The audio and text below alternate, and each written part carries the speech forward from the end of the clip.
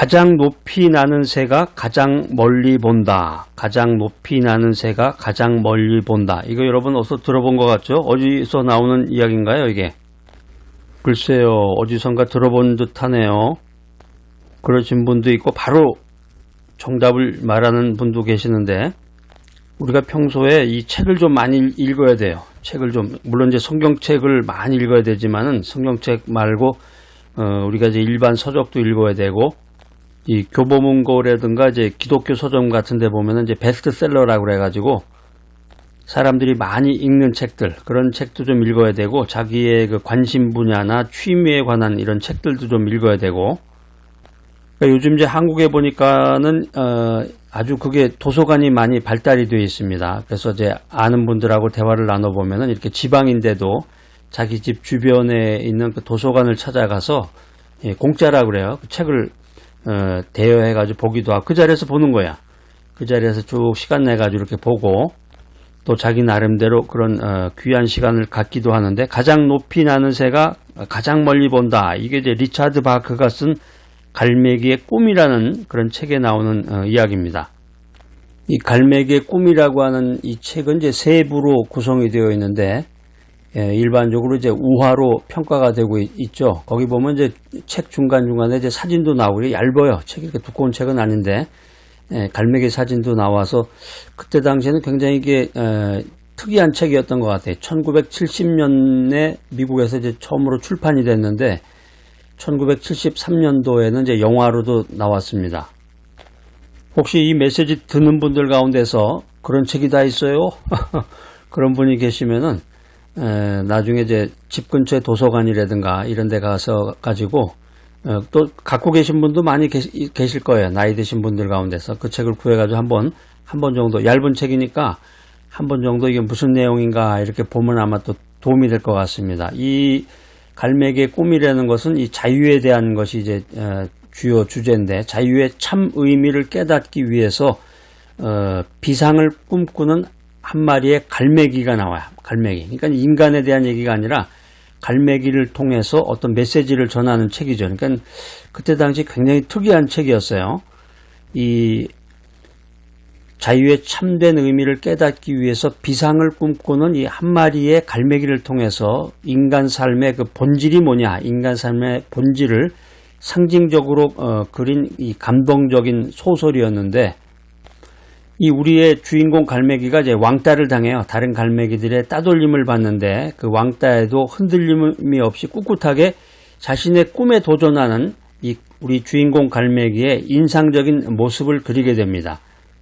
그리고 이것을 통해서 인생의 자기 완성의 소중함이 무엇인가, 이것을 전달하는 그런 소설인데, 여기서 이 리차드 바크가 가장 높이 나는 새가 가장 멀리 본다는 이 삶의 진리를 일깨워주고 있습니다. 그래서 책을 읽는 독자들에게 눈앞에 보이는 현실에만 매달리지 말고 멀리 봐라, 멀리 앞날을 내다보면서 마음속에 꿈과 이상을 간직하며 살아가라, 이런 메시지를 전해주고 있습니다. 이 리차드 바크의 갈매기의 꿈에 대한 메시지를 우리가 인생에 적용시킨다면 비전을 가지라는 거죠. 비전을 원대하게 갖고 그것을 이루기 위해서 노력해라. 비전을 갖고 그것을 이루기 위해서 노력하는 사람이 큰 일을 이룰 수 있다라고 하는 것입니다. 그래서 이제 이런 내용들은 하나의 그 이론적인 거고, 우리의 현실에서는 사실 나이가 이제 30만 넘어도 40대, 30대, 40대만 돼도 꿈과 비전이라는 용어를 잘 사용하지 않아요.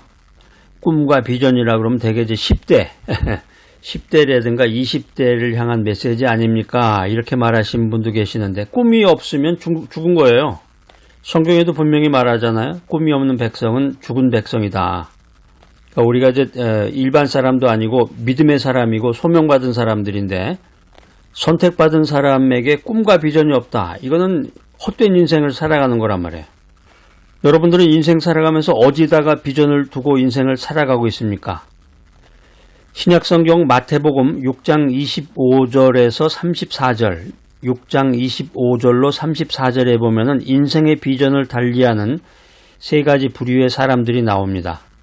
그러니까 우리가 이제 성경을 이런 시각에서 보면 참 재밌어요. 성경이 이제 소설도 되고 또 우리 인생의 지침서도 되고, 그러니까 성경이 제일 중요한 건데 성경만을 볼 게 아니라 또 이렇게 리차드 바크가 쓴 갈매기의 꿈 같은 이런 책도 좀 읽으면서 성경을 깊이 있게 연구하면은 참 재미도 있고 유익하고 은혜 충만, 말씀 충만한 그런 시간들을 우리가 가질 수 있습니다. 자, 여러분들 신약성경 마태복음 6장 25절로 34절 찾으셔가지고 한번 쭉 읽어보시면서 제가 25절 한 절만 한번 여러분하고 같이 한번 읽어보겠습니다. 시작. 그러므로 내가 너희에게 이르노니 목숨을 위하여 무엇을 먹을까 무엇을 마실까 몸을 위하여 무엇을 입을까 염려하지 말라.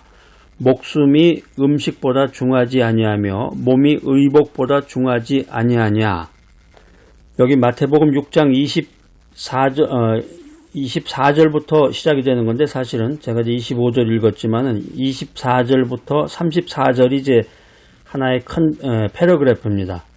그래서 여러분들이 성경을 읽을 때는 성경을 이제 의미 있는 내용을 읽으면 좋겠지만 가급적이면 그 한 패러그래프씩 여러분들이 읽으면 좋습니다. 지금 여기 같은 경우는 6장 24절부터 34절까지가 하나의 주제인데 여기서 말하는 그 주요 메시지는 뭐냐면은 이 인생을 살아가는 데 있어서 필요한 돈이라든가 재물이라고 하는 것은 하나의 도구다.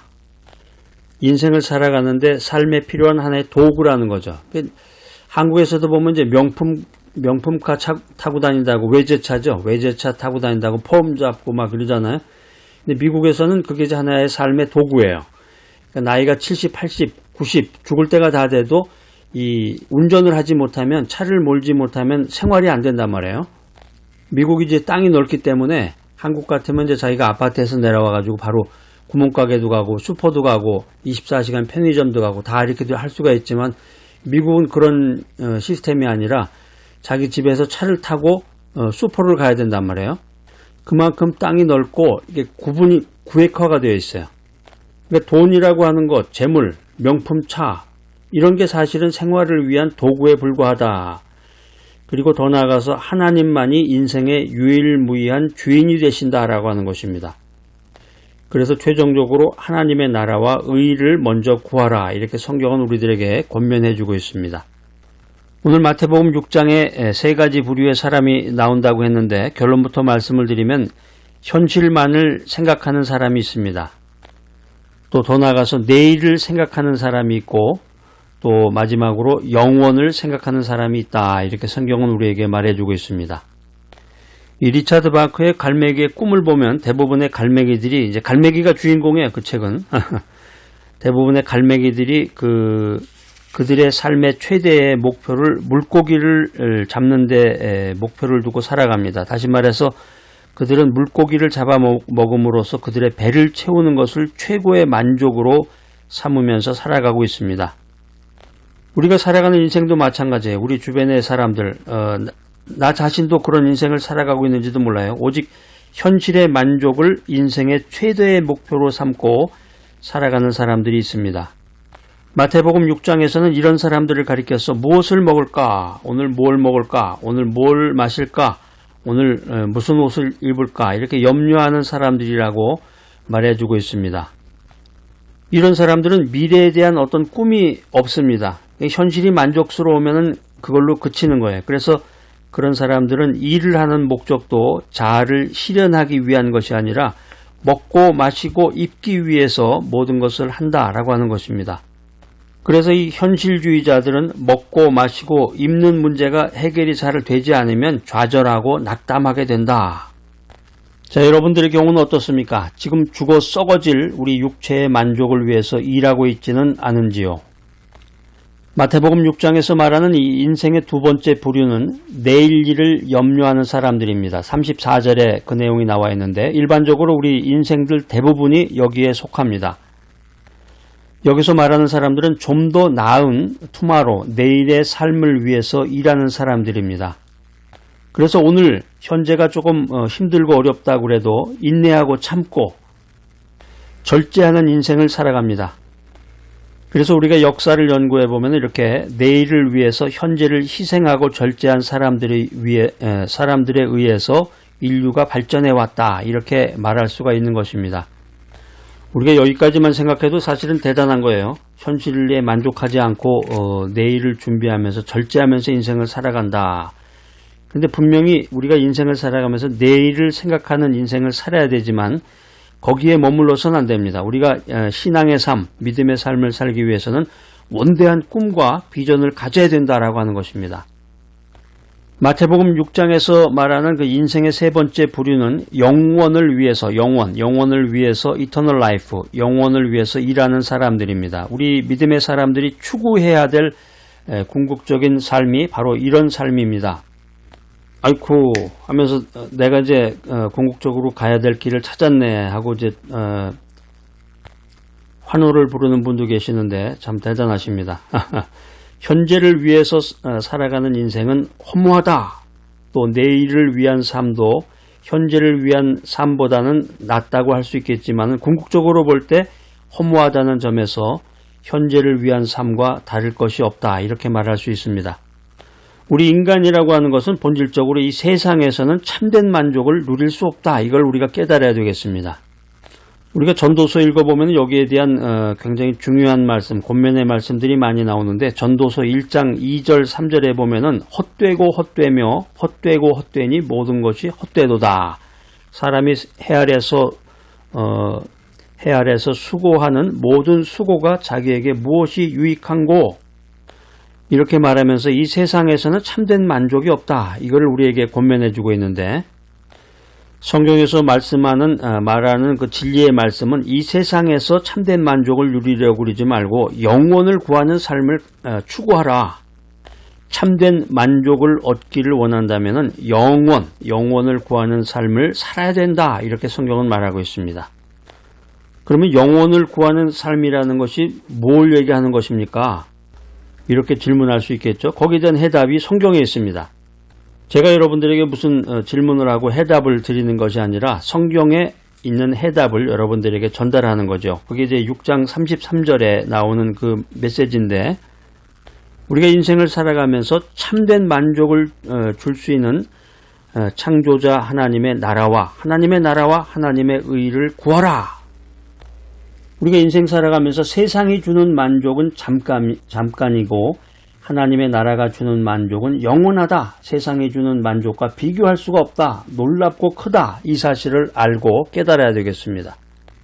그래서 우리가 하나님의 나라와 의를 구하기 위해서 복음을 전하고 특별히 선교 사역을 하는 사람들을 위해서 기도하고 그들을 물질로 도와야 됩니다.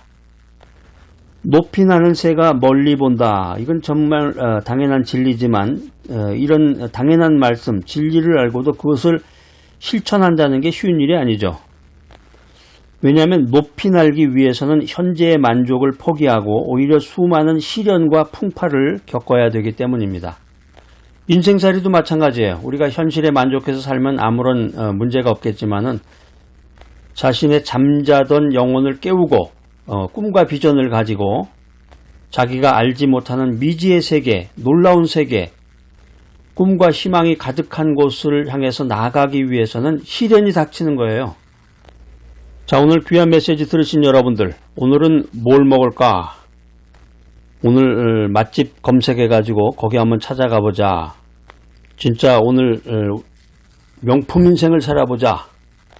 아주 좋은 아이디어입니다. 그렇지만 거기에 머무르지 말고 우리의 눈을 높은 곳에 두어야 됩니다. 영원한 곳에 우리의 눈을 고정시켜야 됩니다.